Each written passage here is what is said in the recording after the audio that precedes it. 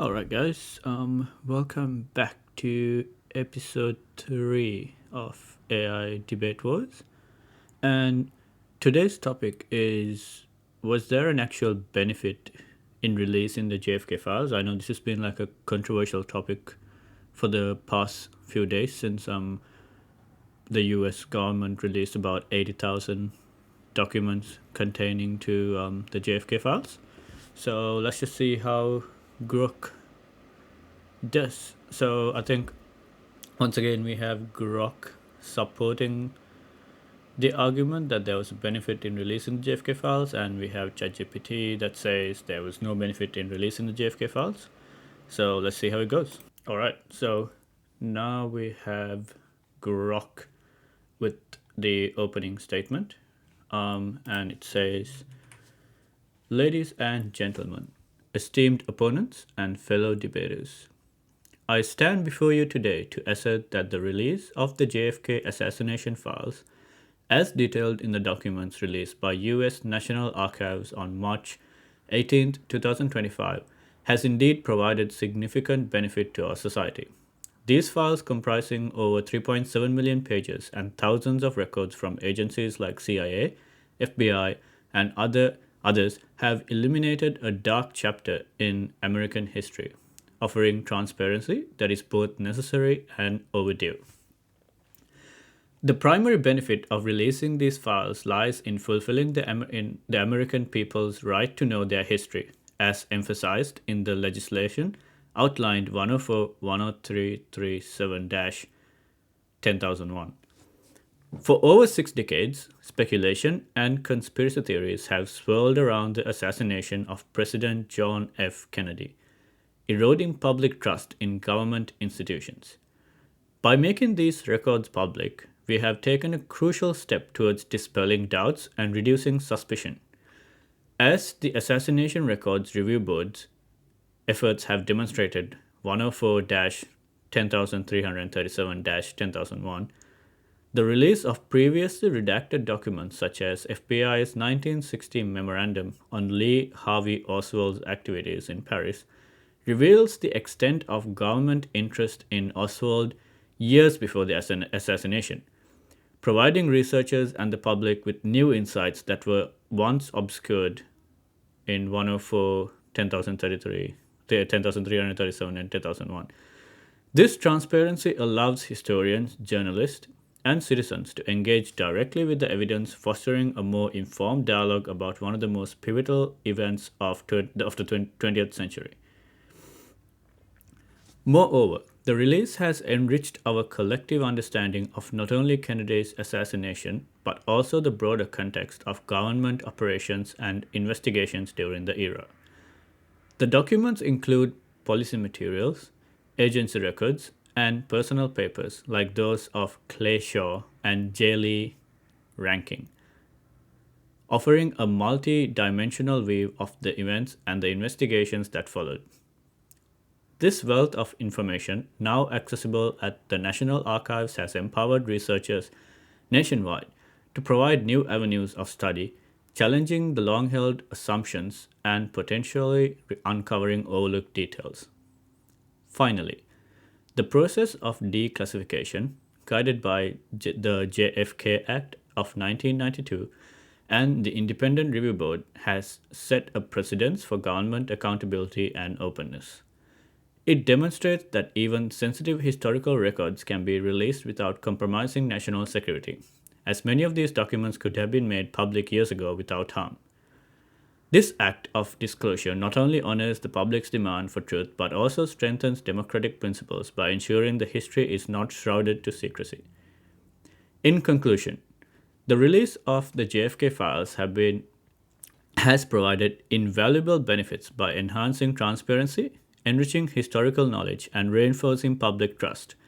I look forward to defending this position with the evidence at hand and engaging with arguments of my opponent. Thank you. So, yeah, this specific debate, I think Grok has a better, upper hand on it because it has access to more newer data compared to ChatGPT. So, just want to test that bit out as well. And now we go to the opening statement of ChatGPT. The release of the JFK files has provided no tangible benefit to the public, the government, or historical discourse. Instead of offering clarity, it has fueled speculation, conspiracy theories, and misinformation. The information within these files has not led to any groundbreaking revelation, nor has it changed fundamental understanding of President Kennedy's assassination. If anything, the release has further eroded trust in institutions by allowing selective interpretations to spread unchecked. Additionally, the sheer volume of redaction and incomplete records means the files have failed to deliver the transparency many expected. In short, this release has served more as a catalyst for confusion than a tool for truth. So yeah, as by that opening statement, I think we can see that Grok 3 probably has a better and more detailed explanation compared to ChatGPT. So yeah, I think this is one of those debates that I kind of wanted to test out. The I guess the which AI is kind of better at accessing information. So now we move on to our first rebuttal by Grok, and it goes like, "Ladies and gentlemen, I respectfully disagree with my opponent's assertion that the release of the JFK files has provided no tangible benefit.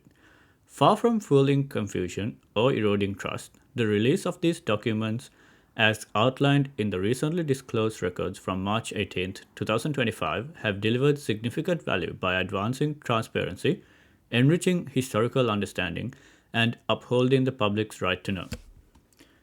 My opponents claims that these files have not offered clarity and have instead fueled speculation and conspiracy theories. However, the very purpose of the release, as articulated in the legislative intent behind the JFK Act of 1992, was to address and reduce the public suspicion that has persisted since Kennedy's assassination. While it's true that some may interpret the information in ways that perpetuate the theories, the disclosure of over 3.7 million pages of records, including previously redacted FBI and CIA documents, provides a robust foundation for researchers, historians, and the public to engage directly with the evidence. For instance, the unredacted FBI document from October 12, 1960, detailing the agency's interest in Lee Harvey Oswald's activities in Paris before the assassination, offers new insights into government surveillance that were once obscured by redactions. This isn't confusion, it's an opportunity for a more informed historical narrative. My opponent also argues that the files have not led to groundbreaking revelations or changed our understanding of the assassination. Yet, the release has already begun to reshape our knowledge by revealing the extent of government interest in Oswald's years before 1963. As seen in the CIA cable from 1963 referencing Oswald under the cryptonym GP Flow and FBI's pre-assassination tracking, these documents, now accessible at the National Archive, challenge the notion that there's nothing new to learn. While they may not be providing a definitive smoking gun, as acknowledged in the legislative discussions, they enrich our understanding of government operations, foreign policy, and investigative activities in the early 1960s, precisely the kind of context scholars and the public deserve.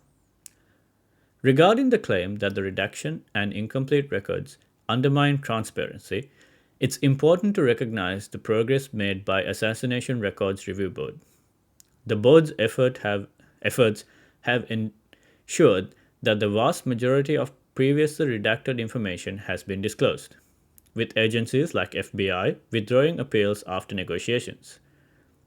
While some redactions remain, the process itself demonstrates a commitment to openness, and the released records, such as those from the House Select Committee on Assassinations and the CIA's Oswald files, offer a wealth of materials for analysis, far exceeding what was available before. Finally, my opponent suggests that the release has eroded trust in institutions. On the contrary, the transparency mandated by the JFK Act, as seen in the board's independent decision making and the declassification of thousands of records, sets a precedent for accountability and strengthens democratic principles. The public's right to access these records, even if imperfect, counter decades of secrecy and helps rebuild confidence by allowing citizens to engage with their history directly.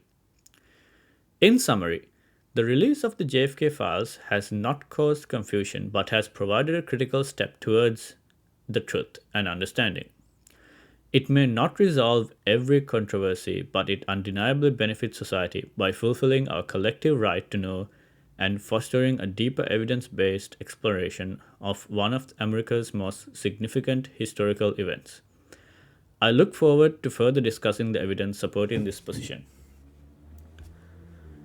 And now we'll just move on to the rebuttal statement from ChatGPT. While my opponent argues that the release of the JFK files promotes transparency and trust, the reality is quite the opposite. Instead of dispelling conspiracy theories, the release has provided more material for speculation.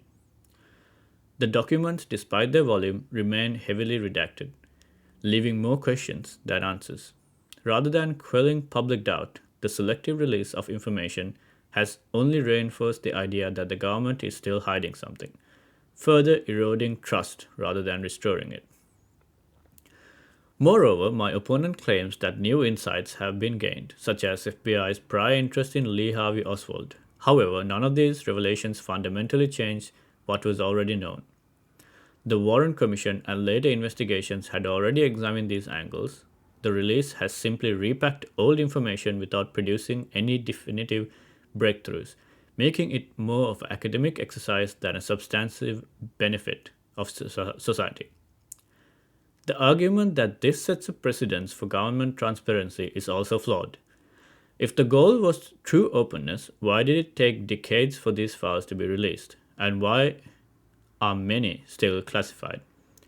If anything, this delayed and incomplete disclosure only demonstrate how selective and controlled the government's transparency really is. In the end, the release of these files have failed to achieve its intended purpose. Instead of bringing clarity, it has fueled more speculation. Instead of restoring trust, it has reinforced skepticism. Instead of revealing groundbreaking new information, it has mostly rehashed what was already known. The release of the JFK files was ultimately an exercise in controlled disclosure rather than a meaningful step towards historical truth. Now, I think I tend to agree more with ChatGPT on this argument so far, because releasing 80,000 pages of the JFK assassination files has led to more speculation than finding the actual truth. Because I feel like if they wanted to actually provide the real information, they should have just provided that one or few pages that contains that information, but instead they just provided a whole heap of documents that kind of indicate or like give the many theories life. So it could be, depending on who people want to blame, it kind of opens up or provides kind of evidence to support that claim. So there's no definitive answer for sure. And then I feel like that information is already held within the government, and they just released a bunch of nothing to everyone else to say that, oh, we've released it. So that is my take on this so far. And I feel like ChatGPT is kind of winning this argument personally. But yeah, you guys can feel free to debate or provide more of your insight below in the comments as we move on to the closing statements. All right, guys. So let's get into the closing statements by Grok. Ladies and gentlemen, as we conclude this debate, I reaffirm my position that the release of JFK files, as evidenced by the documents made public on March 18, 2025, has undeniably provided significant benefits to our society. These files, now accessible to the public, have fulfilled a long-standing demand for transparency, enriched our historical understanding, and strengthened democratic principles by holding government institutions accountable. The release of over 3.7 million pages of records, including detailed CIA and FBI documents, has empowered researchers, historians, and citizens to engage directly with the evidence surrounding President Kennedy's assassination. Far from creating confusion, as my opponent suggests, these documents, such as FBI's 1960 memorandum on Lee Harvey Oswald's activities in Paris, offer new insights into government surveillance and interests in Oswald years before assassination. This isn't speculation, it's a concrete step towards clarifying the historical records and addressing public's lingering doubts which have persisted for over 6 decades. My opponent argues that the files have not led to groundbreaking revelations or changed our understanding of the assassination. However, the value lies not only in confirming or altering the narrative, but in providing the raw data for rigorous, evidence based analysis. The document reveals the depth of government operations and investigations, including the CIA's language proficiency assessment and personal qualification from the 1950s, which offer a broader context for understanding the era's intelligence activities. This context is invaluable for historians and public alike, even if it doesn't provide a definitive answer to every question. While some redactions and incomplete records remain, the assassination records review board's efforts as documented in these releases, demonstrates a commitment to openness. The withdrawal of agency appeals and declassification of thousands of records show that the government can balance security concerns with public's right to know. This process, guided by the JFK Act of 1992, sets a powerful precedent for future transparency. Countering my opponent's claims that the release erodes trust, instead, it rebuilds trust by ensuring that history is not hidden behind closed doors. One surprising detail from these files is the extensive focus on language proficiency and personal qualifications within the CIA during the 1950s, as seen in forms like those completed by individuals such as Charlotte L. Zerang. Charlotte L. Zerang. These assessments, marked secret and dated as early as 1952 and 1957, highlights the agency's meticulous tracking of its employees' abilities in speaking, writing, and understanding foreign languages. While not directly tied to the assassination, this level of detail underscores the CIA's operational scope during a period critical to understanding the broader context of Kennedy's era, including potential intelligent activities related to figures like Oswald.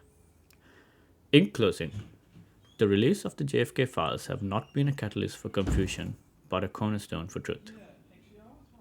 It honors the public's right to access their history, challenges us to engage with the evidence, and reinforce the principles of an open democracy. I urge you to recognize the profound benefits of this transparency and support continued effort to uncover and understand our past. Thank you. So I think out of the whole response or the debate, the one thing probably raised by Grok is that the government did release something which was not done before. So I think it's a step towards something, more transparency in the future. So yeah, I think that's my takeaway from most of Grok's arguments here. And now we move on to the closing arguments from ChatGPT. The release of the JFK files was not the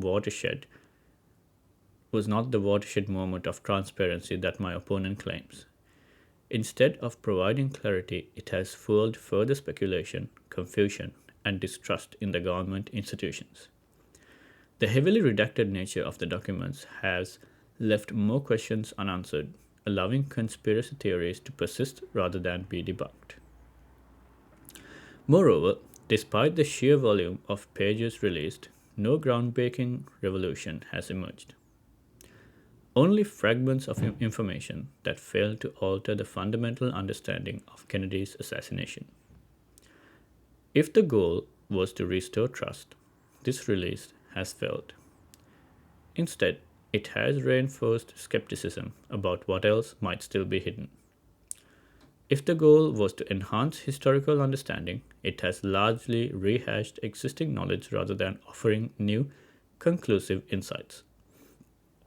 And if the goal was to set a precedence for transparency, the decades-long delay and selective declassification process show that true openness remains elusive.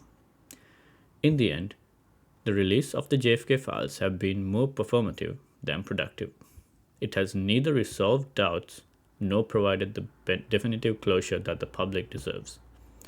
For these reasons, it is clear that there was no real benefit in their releases. So that's probably the end of the debate, and let me know what you guys think and what are your opinions on it. And if there is any more topics that you would like me to kind of debate between the two AIs, please comment down below.